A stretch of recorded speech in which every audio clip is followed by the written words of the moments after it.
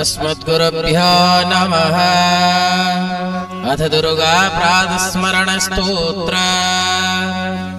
प्रातस्मरामि दुर्गे भवपाशहन्त्री शैलादिनाथ तनया तरुणार्कदेहम् वन्दारु सर्वजननीं वरदां गुणाढ्याम् त्रैलोक्यमोहहरणीं त्रिपुरेश्वरीं ताम् प्रातः नमामि च गिरीन्द्रकुमारिकां ताम् कर्पूरगौरवरदेह विभूषिताङ्गीं जपापपुष्पसदृशां रुचिरां महीमां त्रैलोक्यपालनपरां भज विश्वरूपाम् प्रातः प्रपद्ये शरणं शरणागतानां दुर्गां दयार्णवनिभां जगदेकमातृम् अम्बा त्वमस्य जगतोऽखिलपालनार्थम्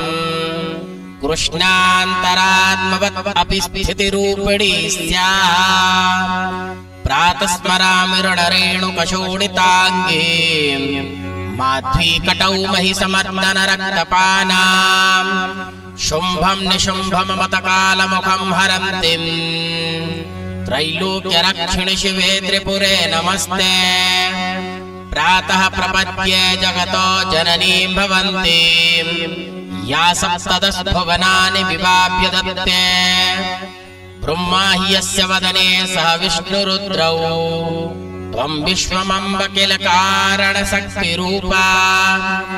प्रातः प्रपद्ये शरणं परदेवतां तां दुर्गां दयार्णवनिभां जगतां विभूतिम् या चण्डिकाख्य जगदम्ब तवानुकम्पा नाशं करोतु दुरितं मम सर्वदोषम्।